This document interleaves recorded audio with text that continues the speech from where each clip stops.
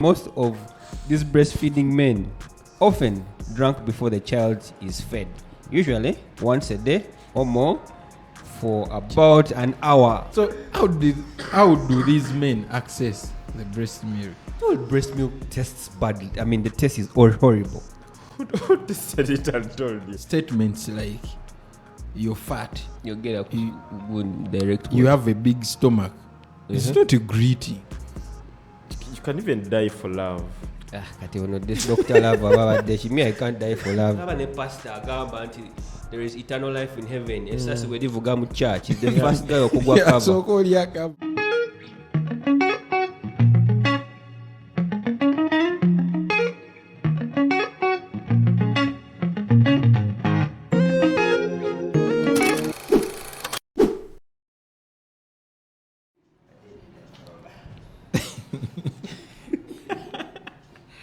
Wakomadi. Alezi nga ntegere mbadde ngattako ndudde okomba ku sukaali. Ku sukaali. Wakomadi. When did you last come? Nange sukaali sikyamukomba. Oli mu lunyonyo. Nuna mu bisigwa nje kikati. Sikomba lunyonyo. Nyonyo terunyuma luyinza okukaawa luyinza oyitamu ne lukaawa bukaaye. Or a guy, like there's a guy, Dave Chappelle. You know Dave Chappelle, right?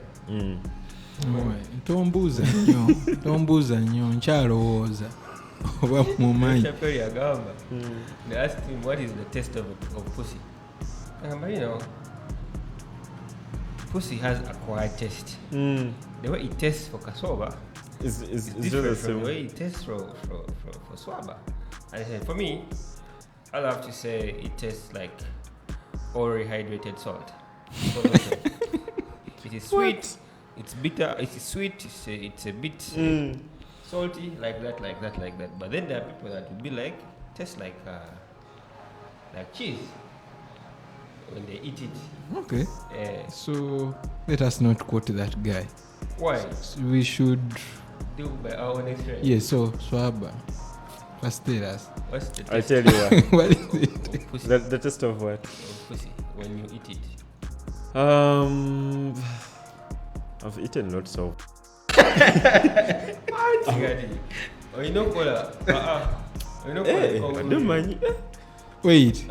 So, okay, going back by what you've said, you've eaten a lot.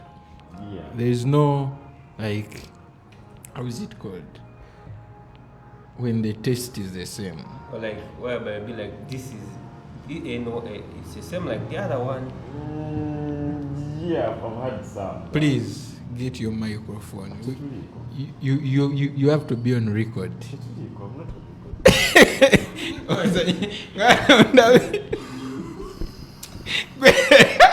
What the? What?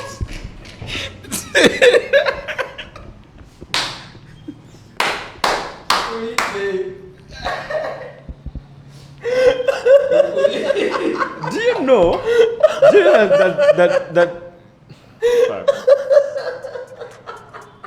I don't get to them all quick. I don't say Kaja. Akukavamu. But pussy is pussy. Yeah. That's Also, that's what makes our podcast very unique. Yeah. For me, I feel like.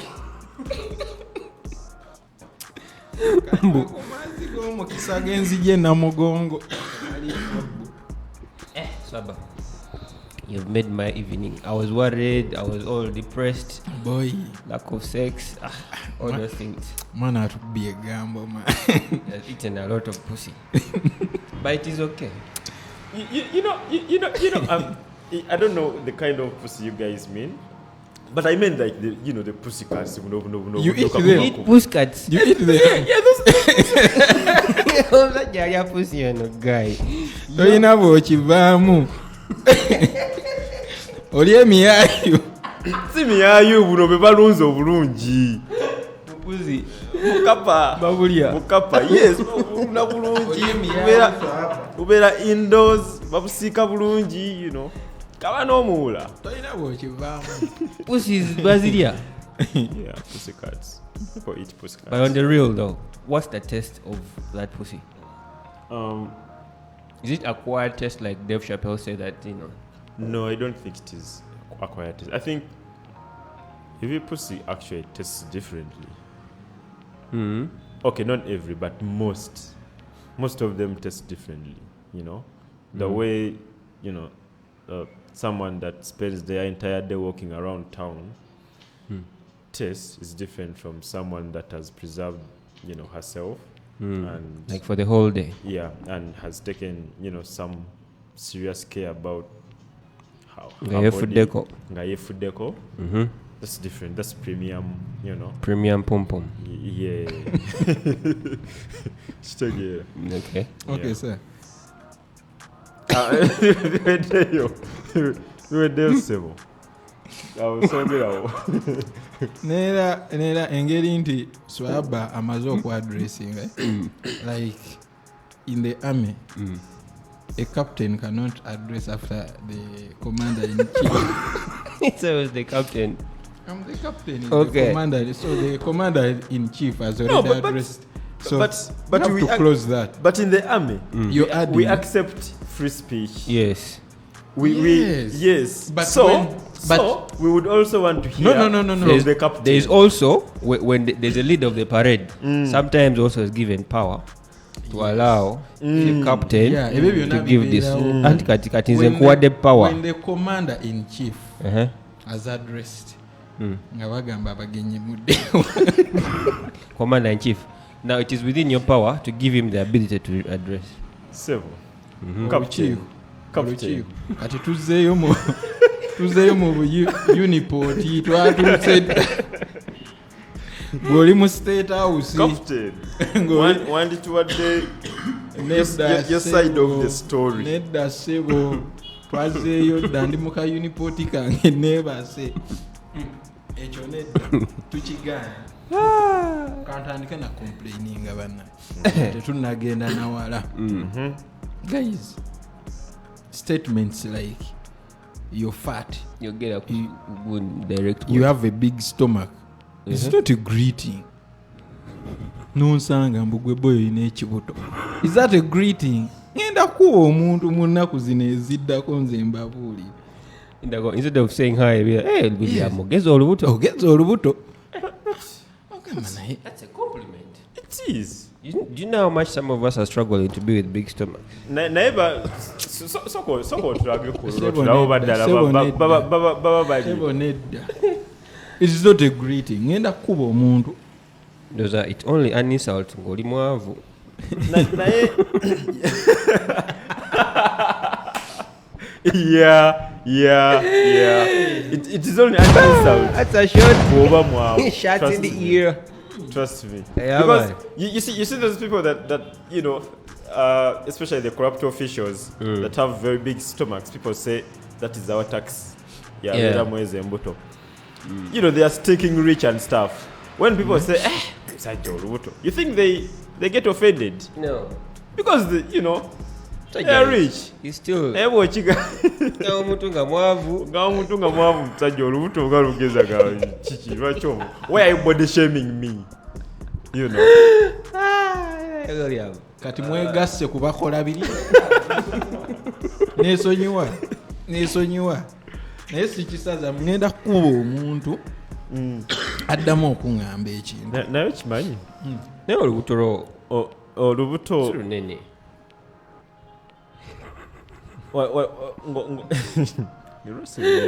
Lusi lunene nnyo. Tandikira ku pavo. waliwo n'aba so you categorize that as body shaming, right? Yes, it People is. are body It is. shaming. You cannot And find you're serious. You're seriously offended by people who say that you have a big stomach.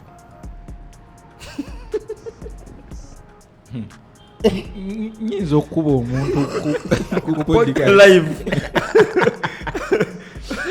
Nabakubbira omuntu wano. Ebeera child abuse. Naye omanyi naffe abatono batubody shaminga.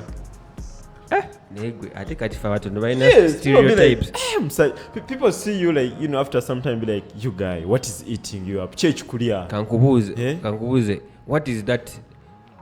There's a common statement that comes from the opposite sex about small people. Tall, small people. And Swaba knows it. You did it. Well, I don't know. You don't know. But I don't really believe it. You don't know? People okay. I don't know if I'm going to say what you mean, but people say that tall, slender guys are fire. Like what? By normally though. In bed. They are fire, right? That's what I have also heard. Yes. So as a slender guy, I think I'm out of that category because You're not fire. I am not tall. Oh, I am fire. Hot. Blazing hot. Right? Yes, Swaba. Quite a CV. No, yatandise wali I've eaten lots of Cats. I know could dropping a CV too. So you're fire. Like how? Like I am really, really, really hot. Yes. Do you know what is the hottest thing you've touched? A hot plate. Yeah. Now multiply that heat by around 10. That's how hot I am. So why is it that umeme bwe kusala kama sanyeze tewe connect? Wait, Get them with a box now.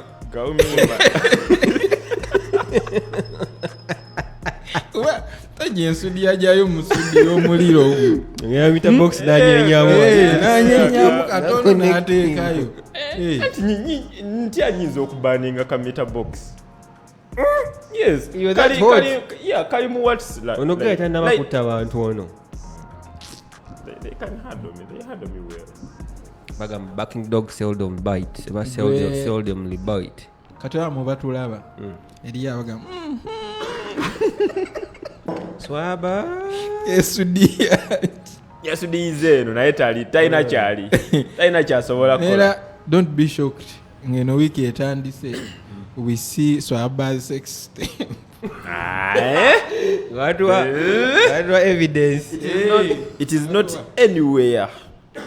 I don't record myself. But you may not record yourself and someone is recording you.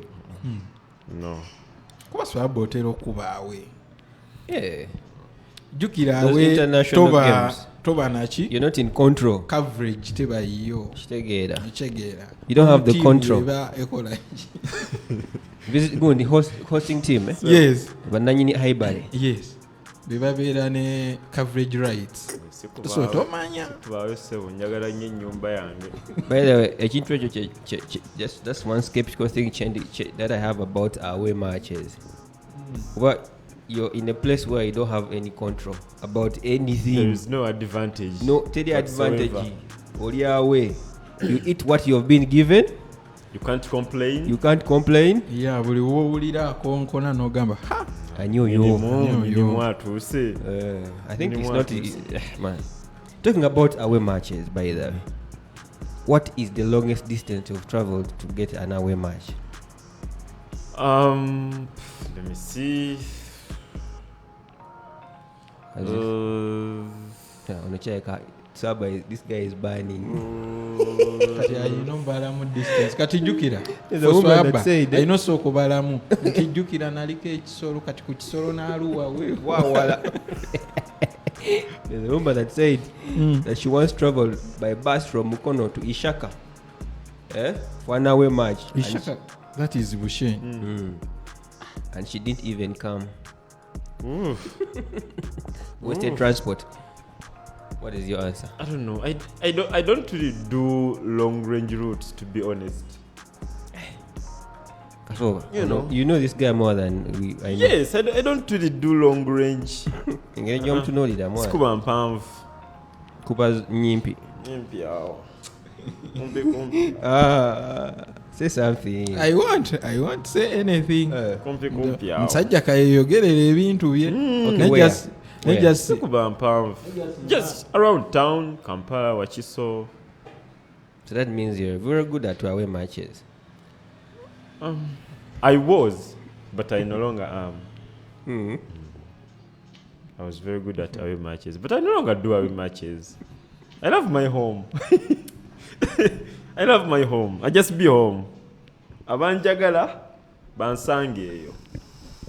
Naye sebo nzije nkubaawe omusajja ajja tukonkone onteke wardrobe. Guys, the bomb. Onteke wardrobe ne kweko ba switch turn. And these days ebitala bina kuzo tebina na, you know, bili very lotto. Tebina chi? Once to jayo bulungi. So, just nsange wange. Anyway, me as a person, ebbanga lyange lyonna bukyanga Germany. Kyanga va Germany. Obulamu bwange bwonna mbuspendingira mu district 3. Mukono wa Kiso Kampala. So buli kimu nkikolera omwo. Ne headquarter eriwa? Headquarter kati ndi wa Kiso. So if you're doing your away matches, you're either in Mukono, Wakiso. Buba local tournaments. International nazirekera baswaba. Local tournaments zino. Bampira jambuzi. Omwanguza atwala mbuzi. Gwe ekyo kiveeko you guys. Genze noyogera ku muwanguzo twala embuzi. I remember we were in high school. We were in Okay, we were in senior 5. We were in senior 5.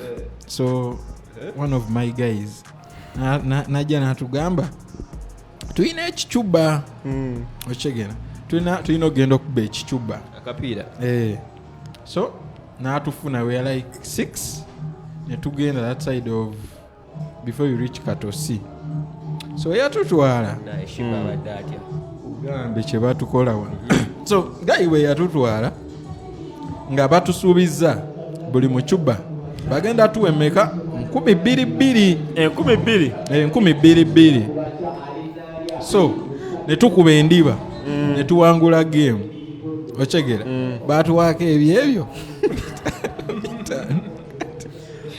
kati netunyiga nnyo ekyebitalo kiyinza okuba kyalina value ebiseera netuvaayo. So the next week jukira twali tu qualify nzo ogenda ku round eddako.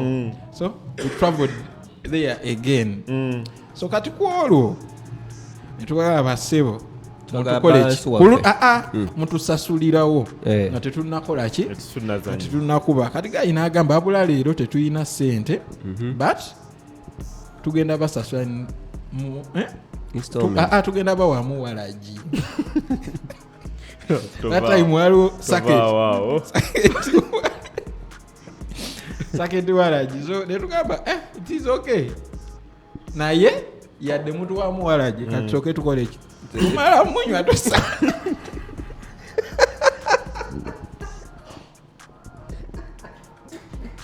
tumala munywa tukole ki tukube sambaga pia betwanywa walagi waliwo yasite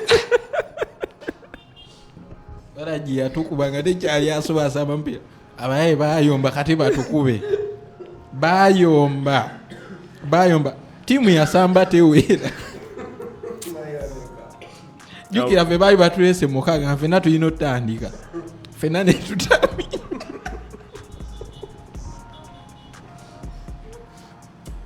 gayi wange mwagala nnyo ayita Kembe eyantwala naye ekyo ekicuba nakati siri kyerabya amazima gakati kuba eyatwala yenyini yagasebo tuyinza omala osamba abawayenga walagi bamunywedda tumunywe tukube gwe tetwasi tukajukira kati ebiseera ebyo abamu kuffe ebyo bintu twali tetubigenda nga tetubimanyi naye remember ebyawalagi anyway sijja kwogera brand era ekyaliwo yali ewunyanga nanasi so ng'akawo kakusikiriza noga nange mumpe kamanya ako ate nga bali naye kamanya enywa yaabwe nga kwenyigirako enyigira kunona bunonyi gwe boy we blacked out naye ekyalo kate kitutte ayaya abaye baatubanja.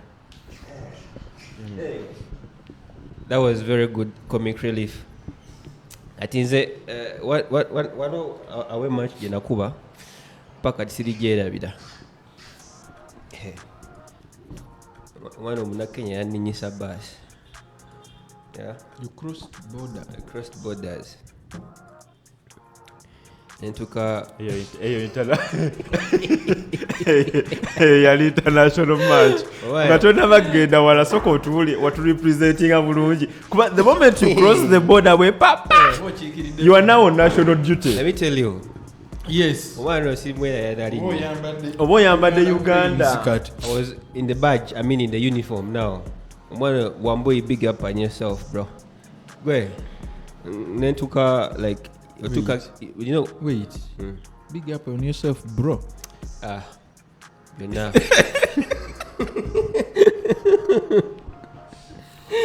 Wait, don't insinuate she.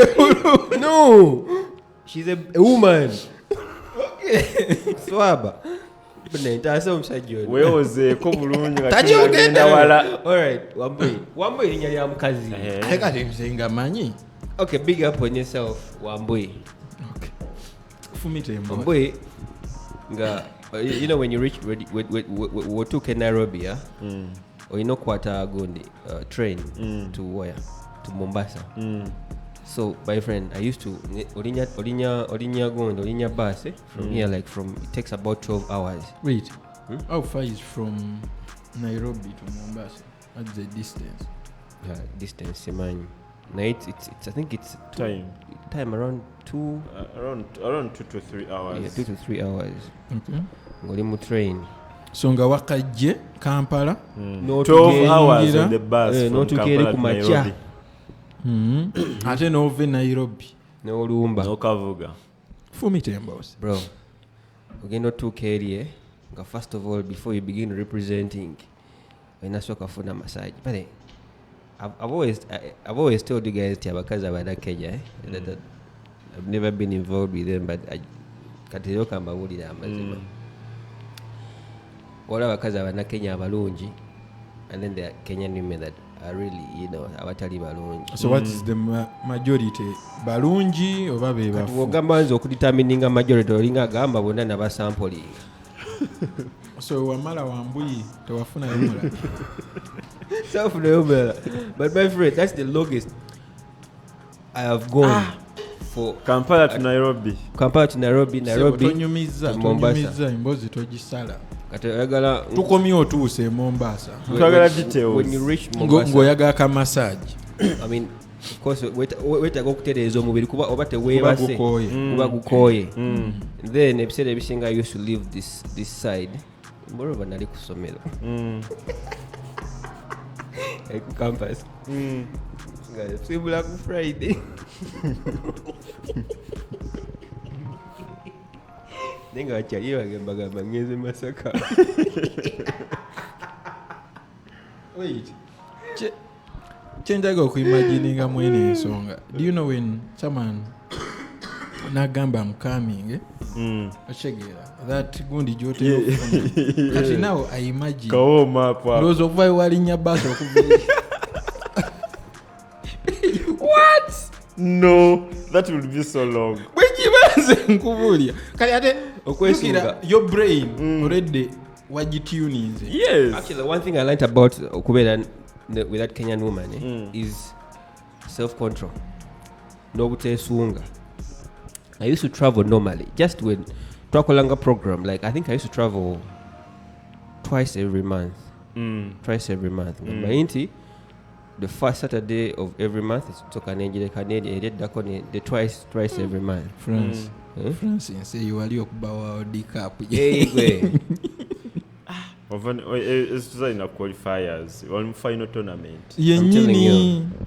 But what I'm telling you about ekyokwesunga nti bw'otuuka wali you just want to first rest. Then after resting omuntu n'omusumululira olukoba. So but was the journey worth it?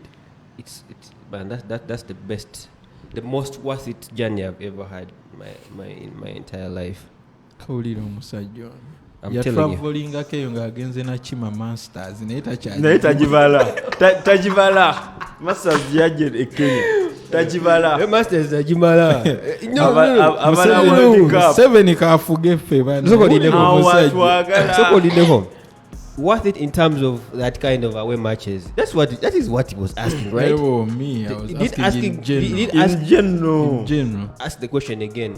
In general, yeah? Yes. In general, there are two things. Was that journey worth it?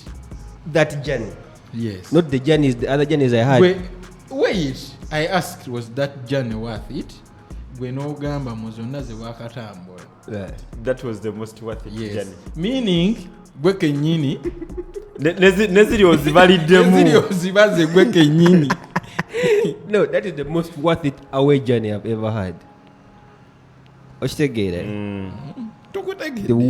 Maybe osinga okwagala kati tubitegere. Ochitegere. Imagine you travel twice every month. Chibachitegere ekintu okyagala ate kirimu amaanyi. So who was meeting those costs? Because you're saying you were at school. Those costs, we used to meet each other in the middle. Okay. Like when I foot my transport going, she will foot my transport coming back. Yes, something like that. That's understandable. You see, olabe ekintu kya awe ekyo.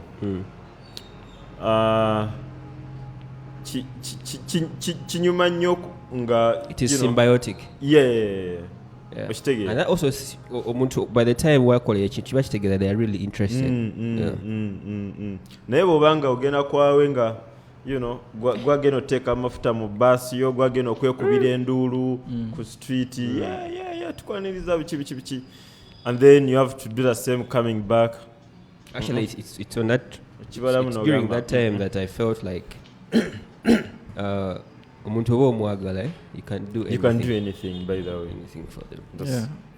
Well, about those days I used to just ngenda travelinga okuva maybe Ntinda and I'm going to Entebbe naye otula mu taxi nogamba naye why am I traveling going to this place naye boy okwate bus obooking a ticket otuule owanike ebigere ozukuke and then take a bus to Mombasa, either be there, come back on Monday or Tuesday. It's worth it. You see, love is very, very, very powerful, by the way. Love, you can even die for love. This Dr. Love, me, I can't die for love. Lover. You see, today is Mother's Day, guys, right? By the way, happy Mother's Day to... Not to all the matters, but to to everyone celebrating the whole country. So, do you know those guys died because of their faith, right? I know, yeah. The Catholics and the Christians. I think there are also some Muslim matters, though they are not given much publicity. Yeah. So it got me thinking. These people died because of their faith, like they loved God so much. You couldn't tell them anything else. Even if it involved them dying, which of course they died. So it got me thinking, what can you really die for? Athea. Yeah, like, that one thing you're like, I can die for this. Nothing for me. Nothing. Nothing. They worry. Let me tell you, boy. Human beings, we are naturally selfish. That is true. I don't know whether you never got I can do anything for you. Unless that human being, that's when they do something for you. But they don't want even to say it. But there's always the other gund of umfunida more. For me, I can't die for anything. On earth here, Pozinga, Simani. I don't know. For me, but of course there are people that have died for power, died for like the Sankaras and all that. But in it, I'm not gonna die for anything. Local man from boy, kunjaga jinjaga lo bolamu.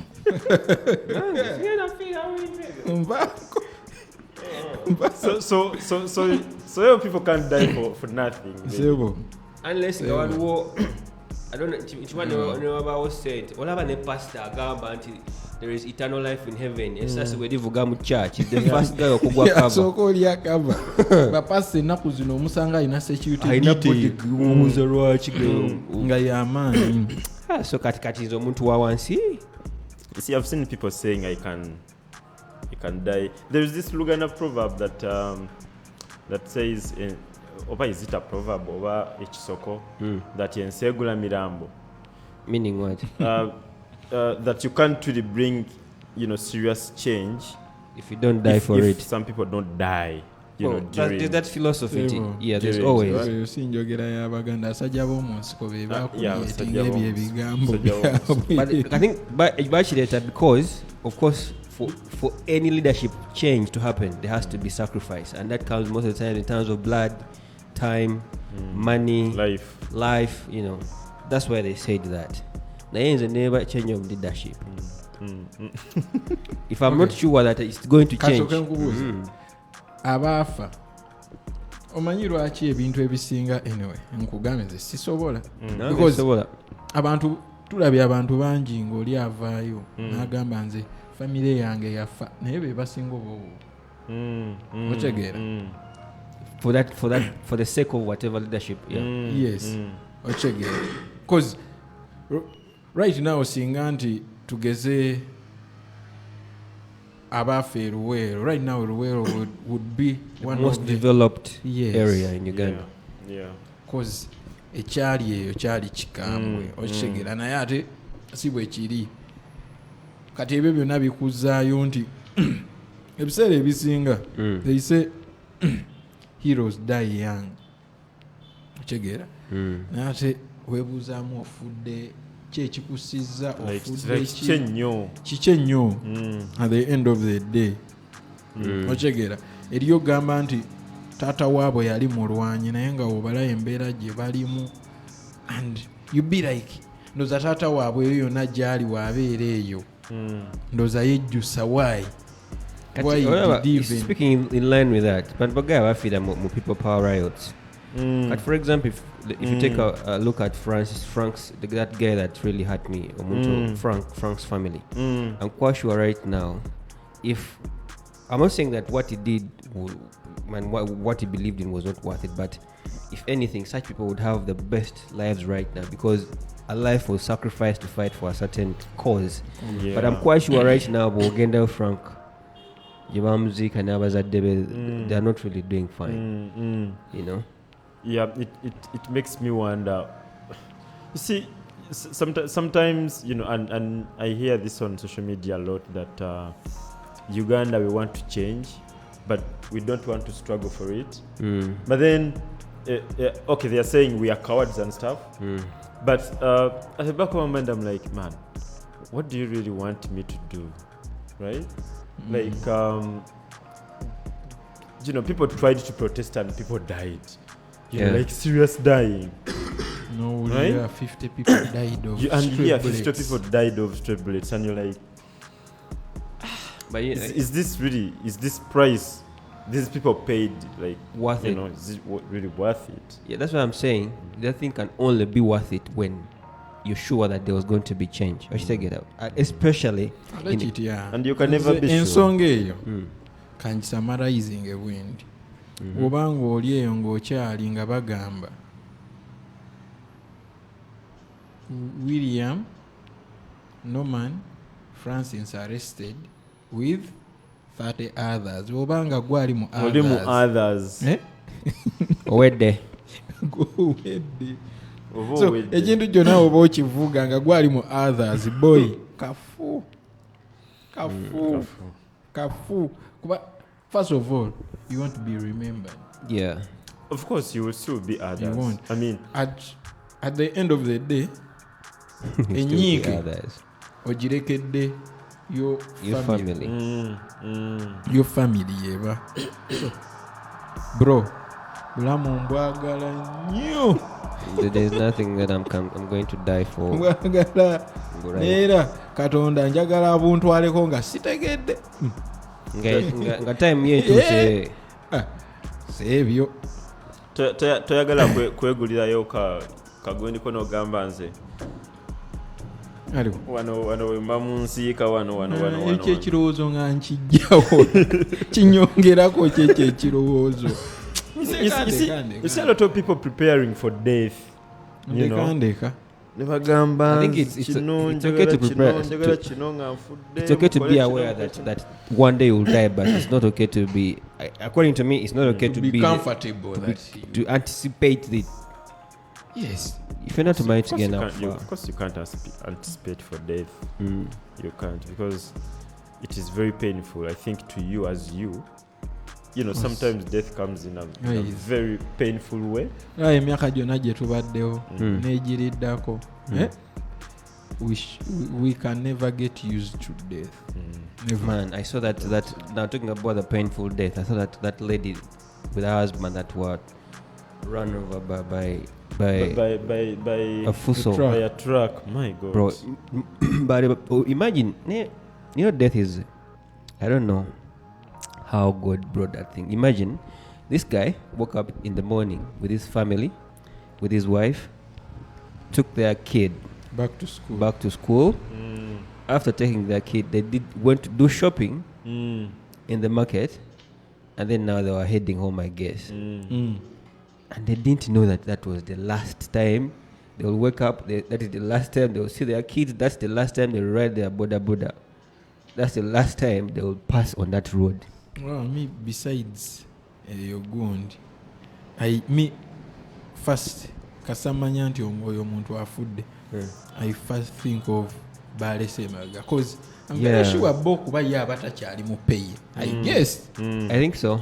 Naye you imagine kati abaana be batadde ku ssomero obatuusaako oti imagine that kid oli mwana muto ogenze ku ssomero oli mu class nzeyo wamulabyeko live and kicking, and then they just tell you bakuyite ewaka and oh god boy wow kirowoozeeko. In other news sajja badde atandise okukaaba atidde nnyo. William, you're crying. Gwe. It is well, my brother.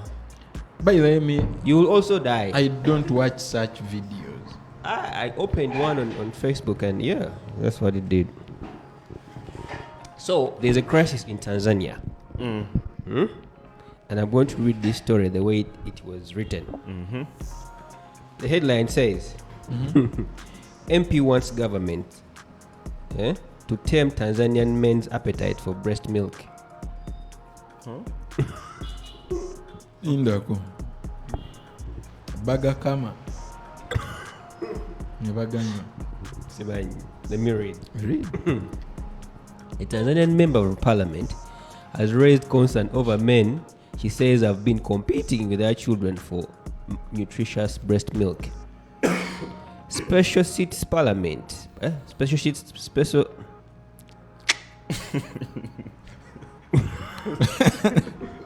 Also, Mavichi. I'm very sure he's imagining himself taking breast milk. Yes.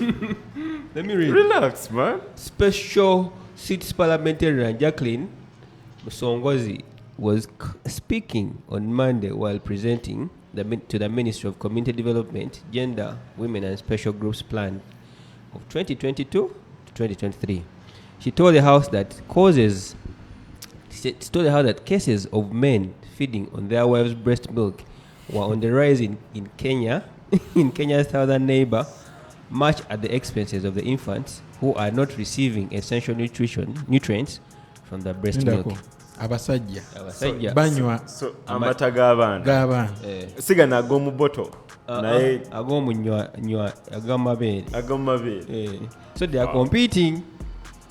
So she said, is that competing? They actually, because omusajja agamba tugeza no that is even unfair competition. That is not that's like Brazil versus Uganda. Tokawa amata ganga. He said that this has been witnessed across different regions. I asked the ministry to do research. These grown men are feasting on what belongs to their children, she said. they suck the milk of their breastfeeding wives instead of their baby suckling to get necessary nutritional elements. The lawmaker beseeched the government to roll out sensitization campaigns to educate the men of the dangers of their actions to the welfare of their young ones. I asked the ministry to roll out plans, blah, blah, blah, to roll out plans to educate thoroughly so that these fathers do not violate the rights of their children. So how do these men access the breast milk? Bagakama oba naye agenda ne bamulera nanywa. I don't know. Do they squeeze it like this then? Because listen, growing up, I used to think, I would hear people say that breast milk was poisonous. No, not even that. It would only come out when a baby's mouth is on the, is on the nywanto. Yeah. Nti gwomusajja ne okola otya tegavaayo. Yeah, so, I don't know. Oba lindako oba abasajja bano wali obaddeko ng'oyaga okamente n'osooka oteekako akayana ne kabanga akayonka omwana okajja. Go like clickbait. N'osumulula wali ne gabanga agajja. Kati ente yo. It's like confusing the teeth. Yes. Kati during that period ente yo teraba nti kati akayena kafuddeko. Ente ebeetunudde eri. Omwana yebenyumirwa. The man sucking is the head of the house. But guys, please. Okay. Control your, control your what? On your milk appetite. Yeah, control your milk appetite, please. I'm told breast milk tastes badly. I mean, the taste is horrible. Who said it and told you? The kids told you. No, like you don't get that. Just imagine, like when the woman has just given birth. Imagine the smell. Linda yakugamba ekyo ayonka. My question exactly like ani yagamba. Abatanzania bakugamba konti. I've seen videos. I've seen videos. Mama yenyini taswa kweyonka. So kolindeko. I've seen videos. Ati Francis tunyonyole kale. I've seen YouTube videos whereby these YouTube spouses, they've just had kids and then they'll trick their hubbies, they'll get pump it from the milk from the breasts and then maybe natekam glass now as maybe you're mixing for the guy's cereal and all. She pours it there, so some guys eat it unknowingly, and they feel like it's okay, and then when they are told that's your child's breast milk, that's when the guy will begin feeling like it is. You get this is how we treat it. So I don't know. So kati abayonka banywe balirako ne scored. Oli walo gwe baterako ku cereal. Omanyi cereal cornflakes. Ngozi gasemu amatu kati agamatu. Then there's one girl who said, hey, it actually tastes sweet.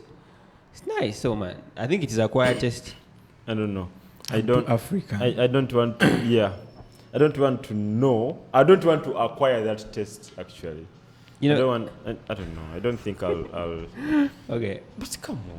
You've been sucking these boobs when the baby is not yet here. But you also want. Yes. Why are you so greedy? When the baby comes, please. But do you restrain from that. But do you know that in Uganda, I hear several abasajja bo babeera abasajja b'Uganda kati tebayonka as in to get breast milk. Abula agamba mukazi oyo omwana tasubula ebbeere lyange. That is not flap. Muyonseeko katono omuggyeko omuwe ebboto. So mbuneera n'abakazi kati ebiro bino tebaagala anyway to breastfeed because of that. Abasajja bayinza okuwekya. Actually, adding on that, they also say that in Uganda, we also feature in that story. They say that in 2018, Uganda's Minister of State of Health, in 2018, Uganda's Minister of State for Health, Sarah Opendi, broke the silence in Parliament in a manner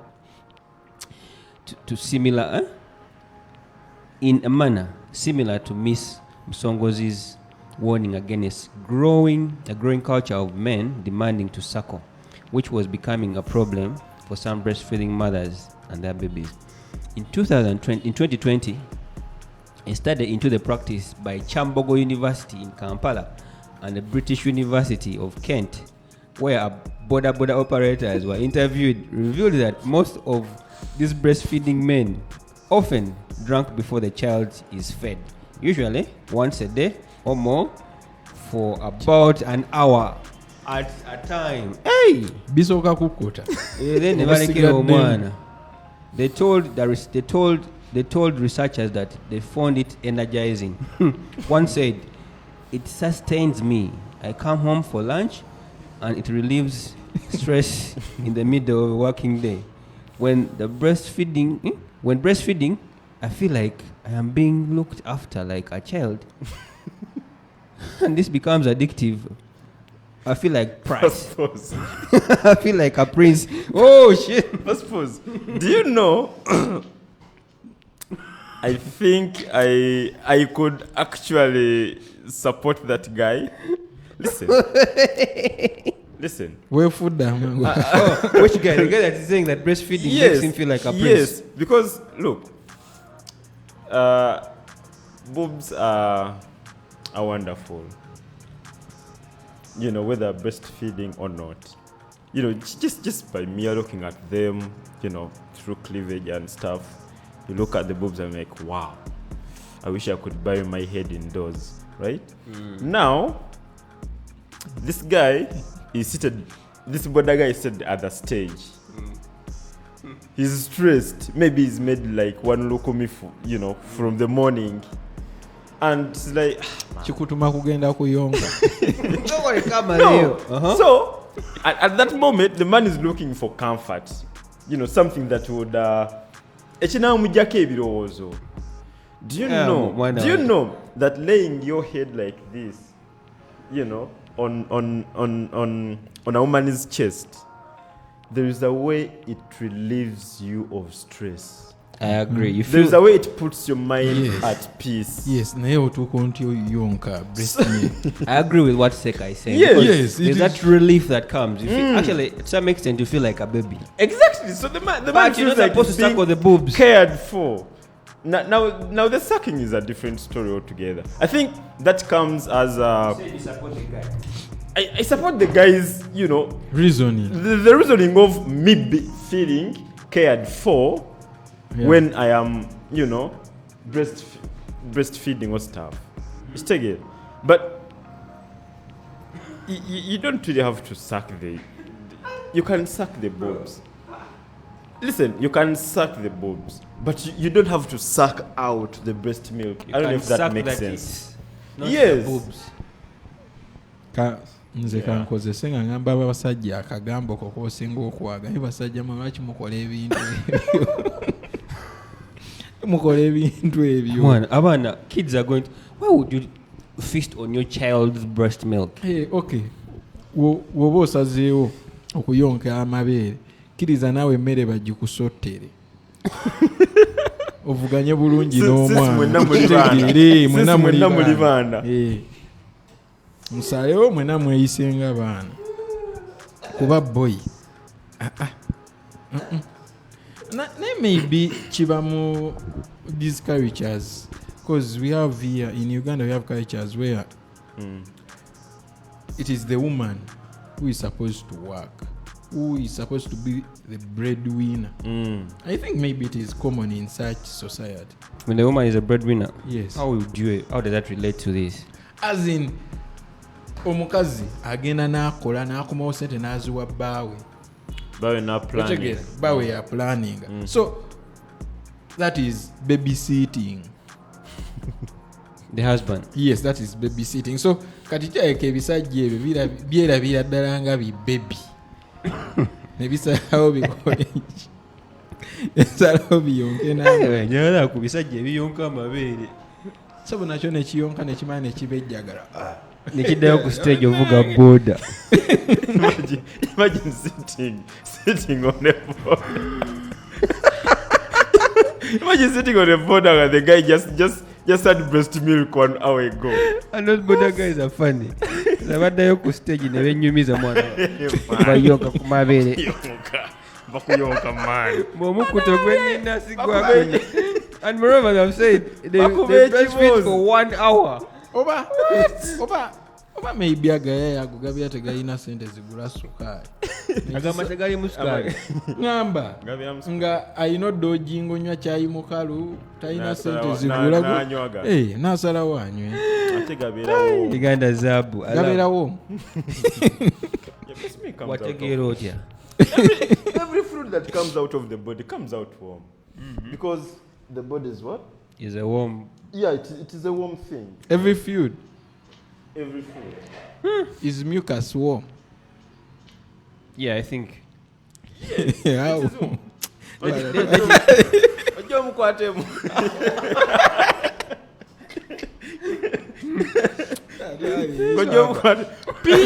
Listen, pee is warm. You don't know. Yeah. Like urine is warm. If you fart, is it warm? No, that is not a fluid. This is gas. The man is so Masai. Okay, fluids. Okay. Yes. Is sweat hot? It is warm. It is not hot. It is warm. It is warm. Go to your now. Mucus. I want confirmation. Yes. What kind of mucus? But you have flu. Try.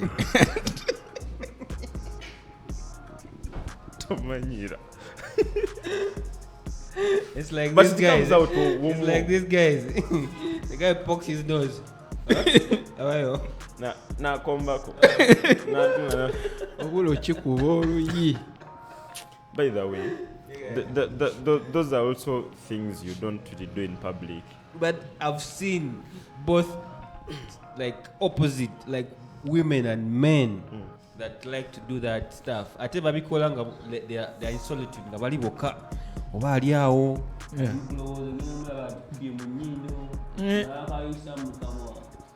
Anyway, ekyo kintwala that same thing kindowoozesezza obuuza kino ekibuuzo because I know you people anyway you are gallivanting but you are all single people. Mwena mu buli omu abeera yekka. What weird things do you do when you are alone in the house? Yeah. For Swaba, I'm very sure Swaba moves naked. Listen, and I have valid reasons for that. I'm very sure Swaba moves naked. The other day, my laundry lady, she came by to do my laundry and she asked, "Why do you call me only once in a month?" Right? And I'm like, yeah, and she was telling me, I have clients that call me every week, I have people that call me every 2 weeks, but for you call me once every month, once every month. And I told her, you know what? Like when I'm indoors, yeah, like I don't really put. Okay, I didn't tell her that I be totally naked. I just told her I don't really put on much. Right? Because first of all, it can be hot, right? When you're indoors. So also you're alone. Like no one is looking at you. No one is looking at your body. No one is going to body shame you into your boy or nene or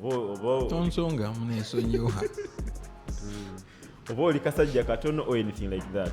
So there's not really much reason for you to put on. So that is one, of course. I do that when I'm, when I'm at my home. Another thing that I do that I don't really think it is weird is using one cup and one plate and one fork and one spoon. Listen, I don't have to use all the utensils in my house. Like I'm alone. There's this favorite cup I have. There's this nice plate that that can have all my food. There's this fork. There's this spoon. You don't change. True. I don't change. True. Me, I don't know when I last washed my cup. You see? I don't change. After taking tea, I go to the sink. I wash it. I put it there. After eating, I take the plate, I wash it, I put it. Abasebo yakola musebo wasula ina ne sink. So in a zinc. That's small things. That's what the guy says, that he doesn't remember when he last washed his cup. No, but okay. Maybe sinking.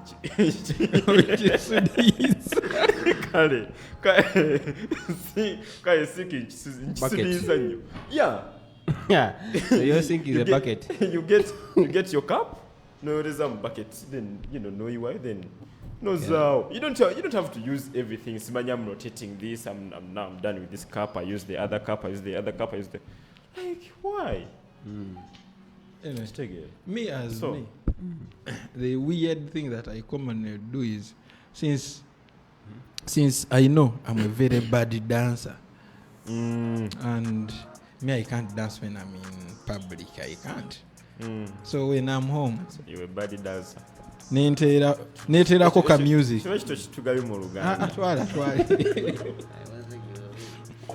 Netera koka music. No sky of style of na. Sky of style nenga nange kenyini. Wali ozinyeko kana osha byozi na temuli ma. I think I can relate to what he's doing. I also dance when I'm alone. I prefer recording myself when I record, but video sina jeni nako ne mkwabuli wembitu ya nenga ha nebi no nebigeza birikinga. Baba banzise so I always delete videos. Yeah, I think so ko tulage. My videos. No, after the podcast. Another thing, I think you also sing in the shower, right? No, for me I don't sing in the shower. You don't? But I talk to myself a lot. You talk? Yeah, to in myself. The shower? Yeah. Huh. Me. Where would it like, by the for me, the greatest ideas that I've implemented in my life have come from me talking in the bathroom, in the shower. Mine are quite almost related, but mine come when I'm sitting on the toilet. Think a lot when I'm sitting on the toilet. My goodness. All the good stuff I've written. Yeah, me too. All the good stuff I've written. If I'm writing a story, nganonya introduction. Bwensanga mukinabiro nganonya introduction eva mukinabiro. Yo, all the good stuff I've written, and I looked at it, I'm like, wow, this was really good. I wrote that on the toilet. I promise you. Try it one day. Go to the bathroom. Try it one day. Go to the bathroom. Go. What do You'll be inspired. I don't even know bathroom where the inspiration comes and the from. toilet are very good sources of inspiration. Okay, no, but the good ya swaba ya chinzo bangene ya latrine. It also depends on the toilet. Mukyalo oli mukweraliikirira toyi akajjite kuli kasumali kagalawo. Kuli kasumali oyina obaaza bwe wowulira atambula nga weefuula ayimbayimba mu yoyoyo. Yate ng'oddamu kulowooza. Whatever nga you're coming closer.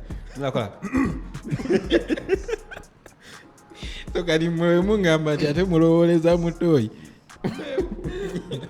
No, but toilet has improved. You reminded me about our high school toilets. Baali bazikolanga kakalina.